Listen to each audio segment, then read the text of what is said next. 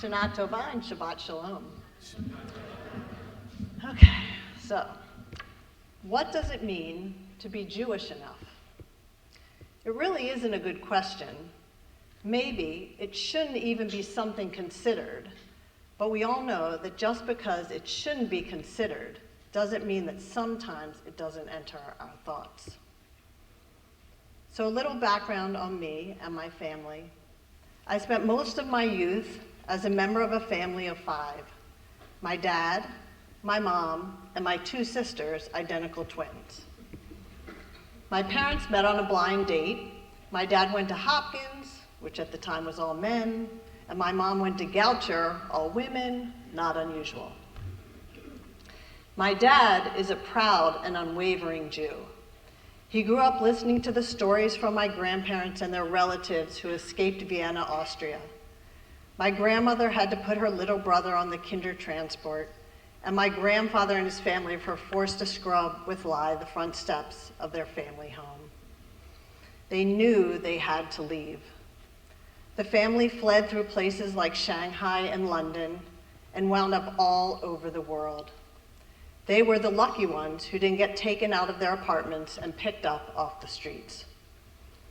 My dad's parents, my grandparents, were not very religious, but it was important to them to have their Jewish family survive and continue.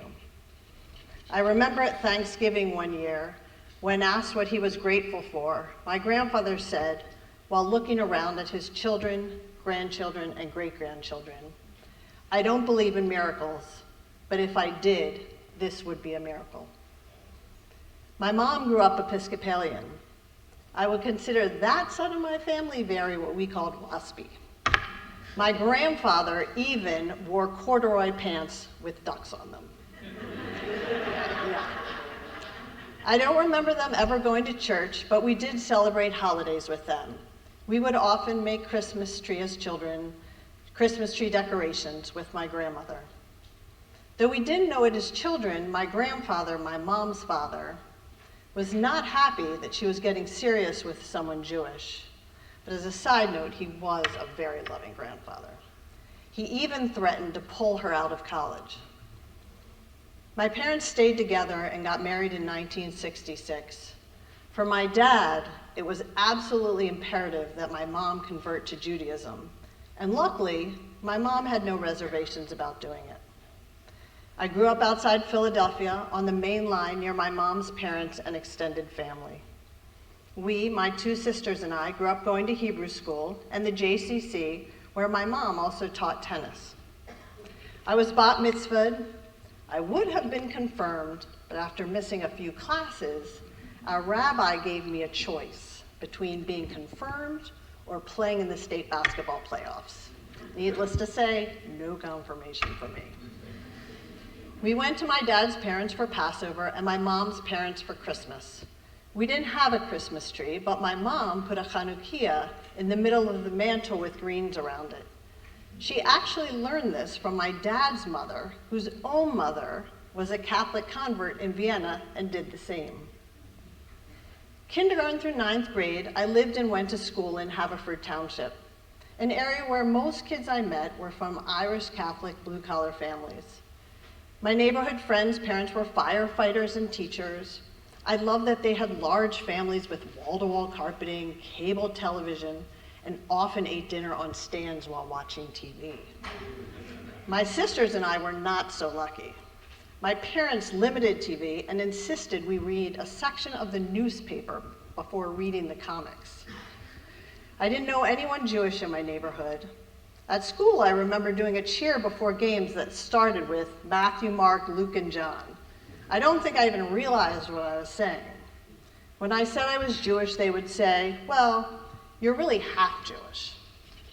Then, before 10th grade, we moved to a new neighborhood a few miles away. I started at Lower Marion High School, where there were definitely more Jewish kids, but it was past the time where I was involved in things like B'nai Mitzvahs. And I didn't know anyone well enough to be invited over for a Shabbat dinner. Then in college, I can't begin to tell you how many times I was told, "But you don't look Jewish." A couple times I even had to throw out a few Hebrew words for backup. This all goes to say that though I still grew up feeling confident in my Jewishness, I was not around much family or others that celebrated in Jewish ways on a regular basis. I would say I was not surrounded by a culture of Jewishness. Fast forward to getting married. I married for love, and that was Scott, a Catholic man I met while at Hopkins. Lucky for me, he is a man of faith and has given me a great gift by being supportive of raising our 5 children Jewish. I one time overheard someone asking him why he was okay with that, and he replied, "It is most important to me that my children have faith and believe in something bigger than themselves." I also think I owe that in part to his love and admiration of my dad's parents. Scott and I then ended up in Eastchester, New York, where Scott grew up.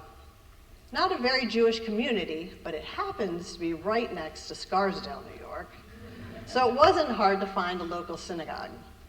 My 2 oldest were bat mitzvah there, and I spent some time active on a few different committees.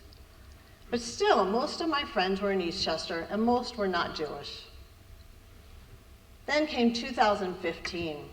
And Scott and I decided New York was way too expensive, especially with 5 kids. Where to go? The Philadelphia area is nice, but would have been family political suicide to move away from my in-laws and end up near my side of the family. We knew Maryland from our Hopkins days and living in Silver Spring, Laurel, and Rockville for a few years after graduation. So Maryland, here we come. Things moved pretty quickly. I found a house, and we moved, but now I needed to find a synagogue. And so I looked for a Reformed congregation, and there's Temple Isaiah. We need to jump right in. My daughter Sydney, who was 3 at the time, needed a preschool, and my son Daniel was 12 and 1 year away from bar mitzvah. Can we join? Of course. Does it matter that my husband isn't Jewish? Absolutely not. Is there space in your preschool? Yes. My son Daniel is 12 and on his way to his bar mitzvah. Can you make that work? Yes. And on top of all that, we live 10 minutes away. Perfect. Amazing. And I hadn't even met Rabbi Axler yet.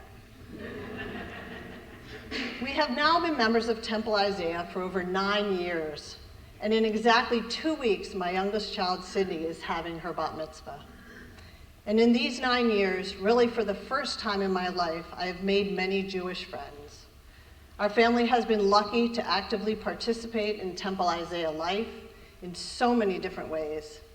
Scott and I have even been to Israel on an amazing trip with Rabbi Axler, Pam, and other TI members who I now consider friends.